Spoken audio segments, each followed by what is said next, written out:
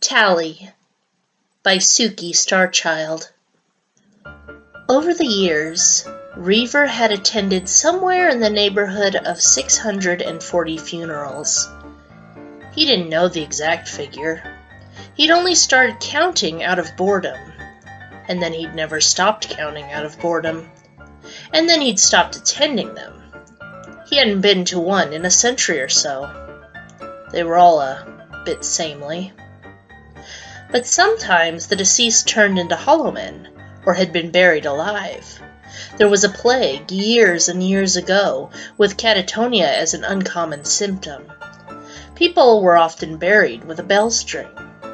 Once, while walking by a country cemetery, he'd heard one of the bells ringing rather frantically, so he'd stood and listened until there was nothing left to listen to.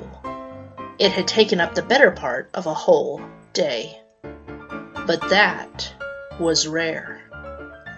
He had 3 regrets, 2 of which were things that he'd done, one of which was something that he hadn't done. He didn't care to dwell on them. Self-reflection was not a hobby with much appeal.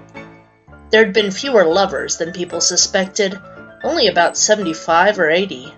Naturally, he'd had as many liaisons as rumor said. Probably more, come to think of it. Speculation used to fuel his debauchery, but these days it fell sadly short. A sign of the changing times? He hated those. But a lover was different from a liaison. A lover was someone you went back to, and he didn't often want something like that. His world was made up of only what he wanted.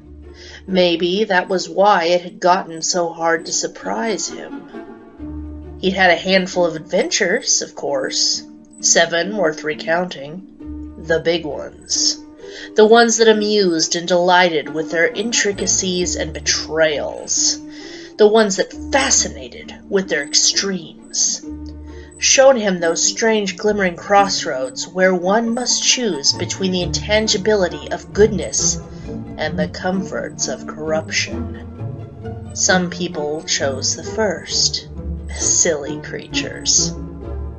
6 centuries, 640 funerals, too many regrets, too few liaisons, several interesting adventures, and only one friend. Reaver looked at the grave marker, the monument really, and laughed. He laughed at himself. He laughed at immortality and death. He laughed at little Sparrow in the ground at last with all of the others.